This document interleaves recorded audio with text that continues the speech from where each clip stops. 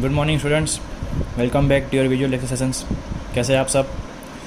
हम आज बात कर रहे हैं स्टैंडर्ड 8 के चैप्टर नंबर 3 माइक्रो ऑर्गेनिज़म्स की। हमने आगे के वीडियो लेक्चर्स में आल्गी, बैक्टीरिया और फंगाई को पढ़ लिया था। हमने फंगाई क्या होता है, बैक्टीरिया क्या होता है, एल्गे क्या होते हैं, वो जीते कैसे हैं, उनकी बॉडी के प्रमाण है, ठीक है। फिर यूनिसेलुलर है, मल्टी सेलुलर है, उनकी बॉडी में कौन कौन से पार्ट्स है, वो ग्रो कैसे होते हैं, कहाँ कहाँ पर ग्रो हो सकते हैं उनके यूजेस, उनके हार्मफुल इफ़ेक्ट्स, ये सब हमने देख लिया था। अब हम आगे बढ़ रहे हैं फोर्थ टाइप में, दैट इज़ प्रोटोजोन्स। हमारे पास 5 टाइप थे, आल्गी, बैक्टीरिया, फंगाई, प्रोटोजोन और वायरसेस। तो आज हम फोर्थ टाइप पढ़ने वाले हैं, दैट इज़ प्रोटोजोन्स। इसके बाद आपकी एक टाइप आखिरी बचेगी, वायरसेस। और उसके बाद इन 5 माइक्रो ऑर्गेनिज्म से आपके खाने की चीज़ों को कैसे बचाया जा सकता है वो पढ़ेंगे। उसके साथ ही चैप्टर हम ख़त्म करेंगे, राइट। तो स्टार्ट करते हैं। हमारा आज का टॉपिक है प्रोटोजोन्स।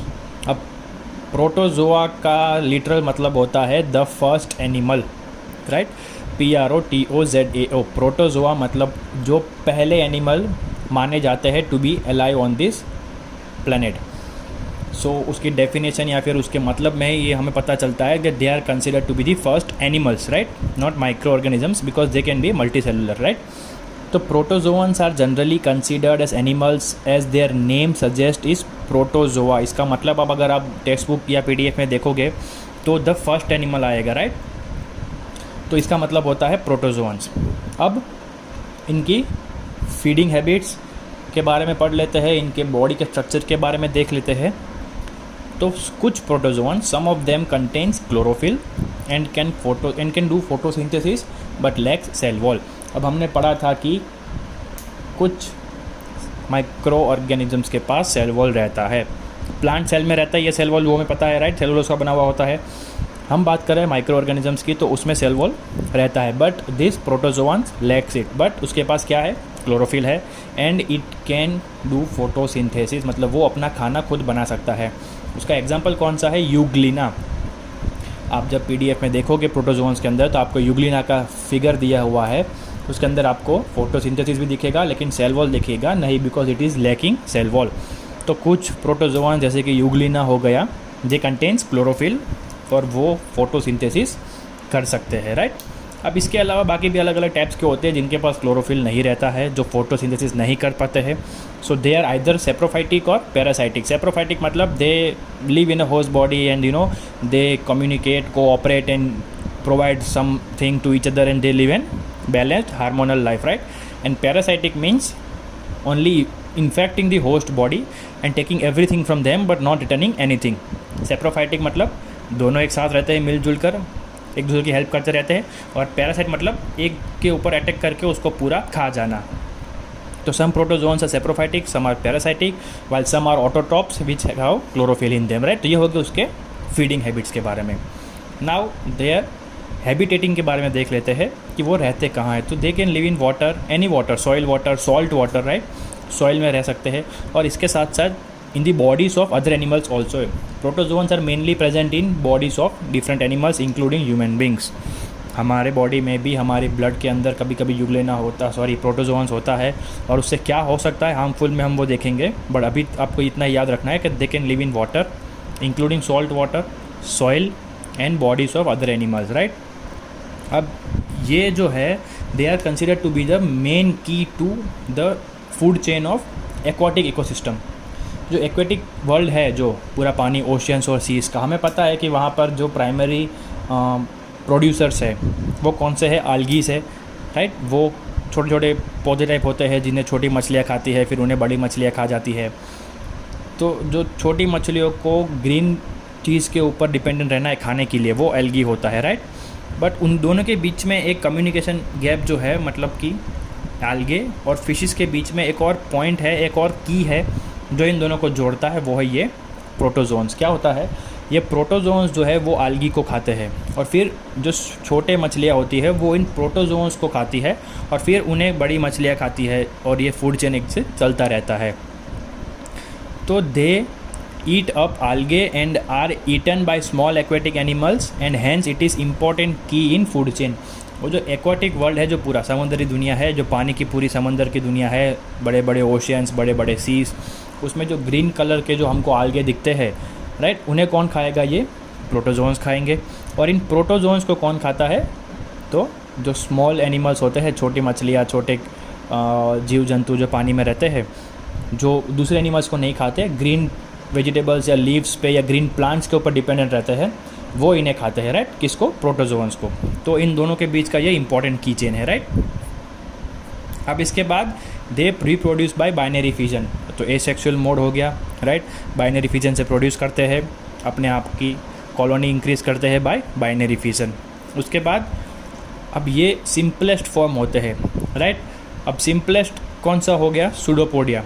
अब आपने सूडोपोडिया कहाँ पढ़ा था? तो आपने पढ़ा था बैक्टीरिया के आल्गे में, राइट। आल्गे में आपने पढ़ा था कि आल्गे जब खाना आल्गे नहीं, अमीबा। बैक्टीरिया में जो हमने अमीबा पढ़ा था, उसमें जो हमने देखा था कि अमीबा यूनिसेलुलर है, वो जो खाना इंगल्फ करता है वो किससे करता है? सूडोपोडिया की मदद से। तो सूडोपोडिया बेसिकली क्या है? That is an protozoa, right. अब ये हो गया सिंपलेस्ट फॉर्म। उसके बाद एक और है, हमने पहले यूग्लिना देख लिया, सूडोपोडिया हमें पता है अमीबा के ऊपर रहता है। और एक तीसरा है paramecium, it has hair like projections called cilia to swim. अब तीसरा जो प्रोटोजोन हमें पढ़ना है वो है, उसका नाम है पैरामीशियम, जो भी सिंपल रहता है, राइट। उसके आजू बाजू में, उसकी बॉडी के आसपास, उसकी बाउंड्री के आसपास क्या होगा? हेयर लाइक स्ट्रक्चर्स होंगे जो उसे स्विम करने में मदद करेंगे। उस हेयर लाइक प्रोजेक्शंस का नाम क्या है?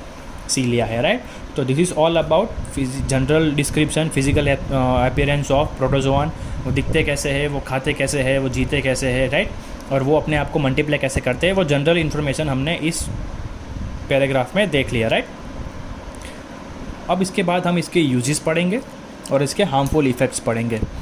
तो प्रोटोजोआ हमने अभी पढ़ा कि they eat up algae and serve as an important key in food chain, right. तो पहला पॉइंट हमारा यही रहेगा, serve as food to aquatic organisms.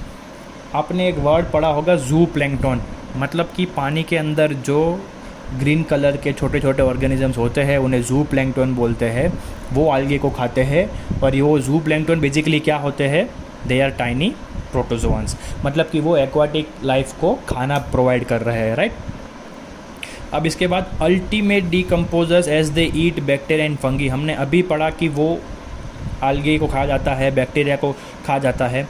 तो ये बैक्टीरिया और फंगी क्या करते हैं? नेचर में डीकम्पोजन करते हैं, राइट। कोई भी चीज़ मर जाती है तो उसके ऊपर बैक्टीरिया फंगी एक्ट करेंगे और उसे डीकम्पोज करके वापस से ज़मीन में मिला देंगे। बट इस बैक्टीरिया और फंगी को कौन खाएगा? तो ये कौन खाएगा? प्रोटोजोआन्स खाएंगे, राइट। तो they are the ultimate decomposers. तो ये होगा उसका दूसरा इंपॉर्टेंट यूज़। पहला है कि बहुत सारे एक्वाटिक ऑर्गेनिजम्स को खाना प्रोवाइड करते हैं, दूसरा है they are the ultimate decomposers, मतलब जो डीकम्पोज कर रहा है उसे भी खा के डीकम्पोज कर देंगे, राइट। तो मतलब बैक्टीरिया और फंगी से और कोई खतरा रहेगा नहीं। अब live inside the body of other organisms to health. हमने अभी पढ़ा था कि वो क्या होते हैं? सेप्रोफाइटिक भी होते हैं। That means they can live inside the body of another host and they can cooperate, right. दोनों एक दूसरे की मदद करके ज़िंदगी जी सकते हैं। तो ऐसा भी एक प्रोटोजोआन होता है जो किसी और की बॉडी में रहकर क्या करता है? उसे हेल्प करता है, जैसे कि टर्माइट्स। अब टर्माइट्स का मतलब क्या होता है? उधई, राइट। हम सबको पता है जो लकड़ी की चीज़ों को खा जाती है, ख़राब कर देती है हमारे फर्नीचर को, वो जो उधई होती है उसकी बॉडी के अंदर क्या होता है? प्रोटोजोआन होता है। अब ये प्रोटोजोआन उसकी बॉडी में क्या करता है? तो उसकी बॉडी में ये प्रोटोजोआन क्या करता है? वुड जब ये उधई खाएगी, ये टर्माइट्स जो होते हैं वो जब वुड खा जाएगी तो वुड के अंदर सेलुलोज और कार्बोहाइड्रेट होता है, वो टर्माइट्स पचा नहीं सकते अपने आप। तो वो कौन डाइजेस्ट करके देगा उनको? ये प्रोटोजोआन डाइजेस्ट करके देगा। बदले में उसको क्या मिल रहा है? रहने के लिए जगह मिल रही है, टर्माइट्स का काम हो रहा है, वो लकड़े खाया जा रहा है, कार्बोहाइड्रेट और सेलुलोज दोनों क्या होगा? उसको डाइजेस्ट हो जाएगा with the help of protozoan, right. अब आगे बढ़ते हैं इसके हार्मफुल इफ़ेक्ट्स के बारे में। अब हम बात करते हैं इसके हार्मफुल इफ़ेक्ट्स के बारे में। तो ये डिजीज़ कॉज कर सकते हैं, कौन कौन सी कॉज करते हैं वो देख लेते हैं। तो Entamoeba histolytica can cause amoebiasis, right, amoebiasis. Entamoeba histolytica can cause amoebiasis. अब उसका मतलब होता है डिसेंट्री, झाड़ा उल्टी, राइट। डिसेंट्री मतलब आपको नॉन स्टॉप लूज मोशन हो जाएगा, आपको वॉमिटिंग हो रही है, आपकी बॉडी से फ्लूइड लॉस हो रहा है, आपको पसीना बहुत तेज़ आ रहा है, आपकी बॉडी में लिक्विड जो है वो रह नहीं रहा है, किसी भी तरीके से वो बाहर आ रहा है, आइदर लूज मोशन से, आइदर वॉमिटिंग से, आइदर आपको पसीना आ रहा है, राइट। तो वो किसकी वजह से होता है? Because of protozoa called Entamoeba histolytica, right. ये आपको क्या करेगा? डिजीज़ कॉज करेगा डिसेंट्री नाम की, जिसका ओरिजिनल नेम है एमीबिएसिस। अब इसके बाद दूसरा प्रोटोजोआन जो बहुत खतरनाक बीमारी फैलाता है वो है प्लाज्मोडियम, जो कौन सी बीमारी फैलाता है? जो हम सबको पता है, मलेरिया, राइट। अभी तो मलेरिया की दवाई आ गई है, it is not an big thing. 14 दिन का बुखार होता है, 7 दिन आपको दवाई लेनी पड़ती है, फिर 7 दिन आपको रेस्ट करना पड़ता है, तो 14-15 दिन में आप कवर कर लेते हो। That is caused by protozoans, right, Plasmodium. इसके बाद एक और है ट्राइपेनोसोमा, राइट। ट्राइपेनोसोमा क्या करता है? आपकी बॉडी के अंदर स्लीपिंग सिकनेस कॉज कर सकता है। स्लीपिंग सिकनेस आपको नाम से ही पता चल जाएगा कि आपको सोने में दिक्कत हो सकती है, या तो आप बहुत ज़्यादा सोएंगे या आपको बिल्कुल नींद आएगी। It can be both ways, right. और सबसे बड़ी बात है कि ये ट्रिपेनोसोमा जो है वो एनिमल्स के ब्लड के अंदर रहता है, और वो एनिमल्स कोई भी हो सकता है, कैटल के हो सकते हैं, जंगल के हो सकते हैं, including our human beings, right. तो they can be in anyone's body, running through anyone's blood and can cause this sleeping sickness, right. So ये जो है वो जितना अच्छा हमको मिला कि भाई फूड चेन है, फिर सेप्रोफाइटिक ज़िंदगी जीता है, टर्माइट्स को हेल्प करता है, उसके बाद हमने क्या देखा था? बैक्टीरिया और फंगाई को खा जाता है, अल्टीमेट डीकम्पोज़र है। तो इतना अच्छे होने के बावजूद भी क्या है, उनके हार्मफुल इफ़ेक्ट जो है वो उतने ही बुरे हैं कि भाई वो बीमारी कॉज करेगा तो आपकी बॉडी में फ्लूइड की कमी रह जाएगी, आपको मलेरिया कॉज कर सकता है, और उसके अलावा आपके बॉडी में स्लीपिंग सिकनेस नाम की डिजीज़ भी ये कर सकता है, राइट। तो आज का सेशन हम यहीं ख़त्म करते हैं। आपको नीचे होमवर्क दिया हुआ है, वो आपको पढ़ देता हूँ, और इसके बाद आपके नेक्स्ट वीडियो में जब आप मिलेंगे तब आपका चैप्टर हम ख़त्म कर देंगे। तो आज का होमवर्क है आपका डिस्क्राइब प्रोटोजोअन्स, जो आपको पीडीएफ में से लिखना है। पीडीएफ में से लिख सकते हो, आपको यहाँ से वीडियो में से कॉपी करना है तो आप यहाँ से भी लिख सकते हो। फिर आपको ड्रॉ करना है label diagram of Euglena and paramecium, जो प्रोटोजोअन्स की पैराग्राफ के नीचे 3 फिगर दी हुई है, ए, बी और सी। उसमें ए यूग्लिना है, बी अमीबा है और सी पैरामीशियम है। आपको अमीबा ड्रॉ नहीं करना है, आपको वो सिर्फ समझाने के लिए वहाँ पर है कि सूडोपोडिया जो हमने बात की आगे, वो अमीबा में कौन से हिस्से में होता है, राइट। तो यूग्लिना और पैरामीशियम आपको फुल्ली लेबल डायग्राम ड्रॉ करना है। तीसरा है यूजेस ऑफ प्रोटोजोन, जो आपको पीडीएफ में से लिखना है। फिर चौथा है आपको लिखना है हार्मफुल इफेक्ट्स ऑफ प्रोटोजोन्स, तो वो भी आपको पीडीएफ में से ही लिखना है। और लास्ट में है कि बच्चों write down name of 5 protozoans. तो इस प्रोटोजोन के टॉपिक में हमने 5 से 6 नाम पढ़े, राइट। यूग्लिना हो गया, फिर पैरामीशियम हो गया, सूडोपोडिया हो गया, फिर और कौन कौन से हो गए ऊपर हमने अभी पढ़ा है, एंटोमीबा हिस्टोलिका हो गया, ट्रिपेनोसोमा हो गया, प्लाज्मोडियम हो गया। तो हमने 6-7 नाम पढ़े हैं, ज़ूप्लैंक्टन हो गया।